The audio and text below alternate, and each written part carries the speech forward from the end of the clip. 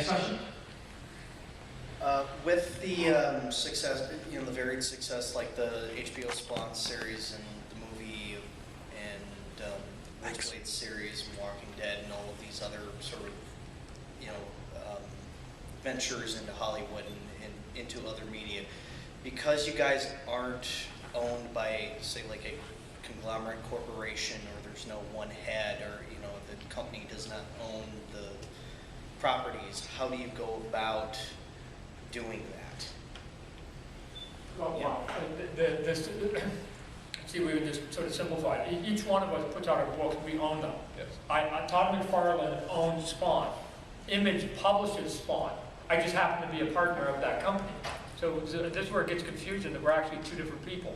So whether you're doing Chew, or Robert when he first came on doing Walking Dead, or you're Todd or Rob or Marc or Whilce, and you're running it through, and you happen to also be the partner of the guy who's running it through, you get to make the decisions of who you want to meet, what kind of deals you want to broker, whether they're good or bad, who you want to hang out with.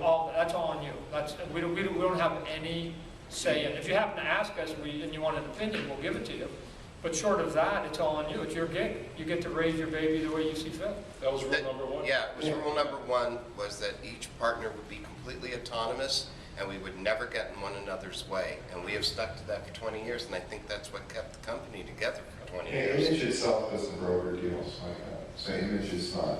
Yeah, Image, the seven of us together was bigger market share wise than each of us independently. Plus, Image as a company was a great conduit for creative rights. It stood for something. Creator or whatever people will call Image, but they just pass on phone numbers to the individual creators. Early guys like Dale Keown with Pitt, who came on board, he had the Image deal that still exists today. We don't own Pitt. In Top Cow, we published Pitt. It's like, that's Dale's. I'm just happy because fucking Pitt's awesome. But it's like, whatever he wants to do. It's like, I'm pissed that I don't own a piece of Walking Dead. That's it. It's like, God damn it, this company sucks.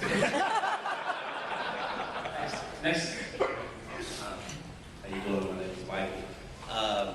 I was just wondering from like a creator standpoint, and just as you guys are just general fans of comics, since you guys started Image, were there ever characters that you created for either Marvel or DC and said, God, I wish I would have kept that, I would have kept that idea for myself, or even in vice versa, it was an idea that you kept for your, for Image, but you just thought that it would fit better in Marvel or DC?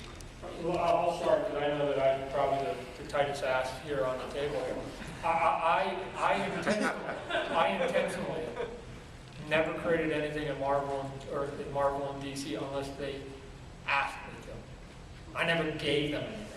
So they said, hey, here's the script. It's got this mad scientist in it. He's got something in it. I mean, I had no choice. I had the script in front of me. I would then create that new character.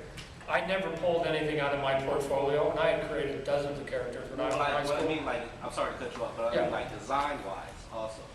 The same thing. No, right, but I know some of the other guys who talked that they actually, I think, gave some of their ideas to the companies. I never did, so I don't have any of those regrets because I never gave them anything.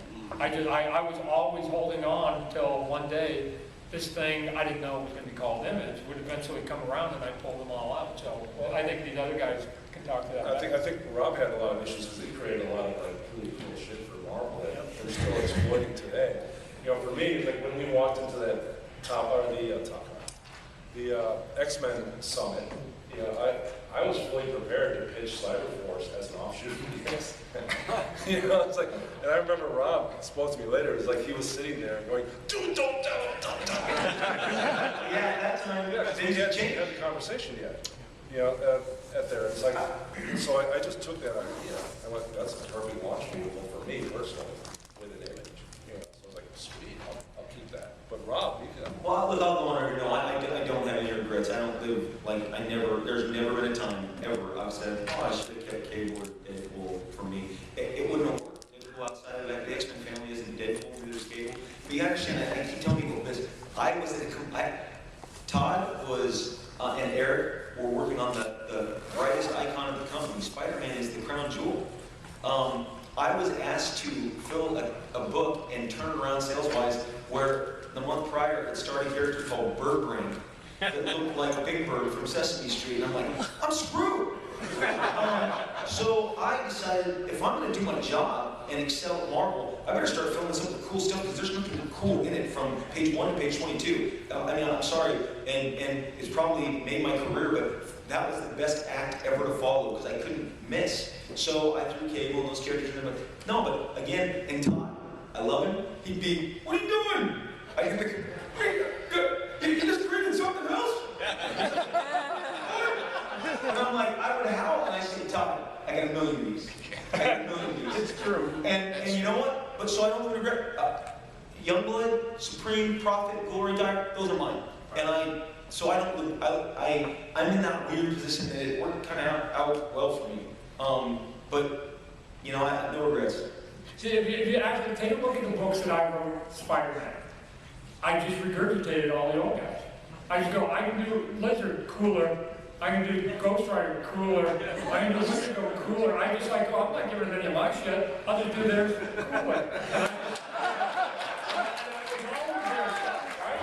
I'm keeping the good stuff for another day, someday, I may have to use it. The thing about Rob, and he told me this once, we're driving down the road and he's looking at this car in front of us and he's like scoping out the name and he goes, what are you doing, man? He goes, Brahma, that's a cool name for a character. He'd go down and he'd get car names and make a character out of them. What was that? No, a Brahma was Brahma was a, and there was a cougar. There was a cougar, it was a car. You know, so look at those old characters, you know, they're all like I cars. remember the first time I drove to the image office, I turned right and it's like Cantella Avenue, and I'm like, that's the alien race in the comment. And then I think I turned on another corner and it was another name from Youngblood. This is awesome. Captain Actors. I was in Liefeld, Canada. My wife wanted to go get a bottle of wine. I don't drink, she does, fine, I'll sit in the car. And I was sitting there and I parked someplace I shouldn't have. And the sign was there, we've all seen it before. And it said, no parking, violators will be towed. And I go, violators? That's cool, that's a cool name. That's how I got that name. Just put that sign on there. all right. In terms of myself, yeah, there was a couple characters that I did design that I kind of regretted going, I should have just kept them. Because I remember I was showing Todd a cover with Cardiac on it, and he came in going, oh, that guy's pretty cool. Can you give me that? And I was like, at that point going, God, I should have just erased him and drew some idiot there. Yeah, I pitched like 2 Cardiac series while I was at Marvel. What do you want?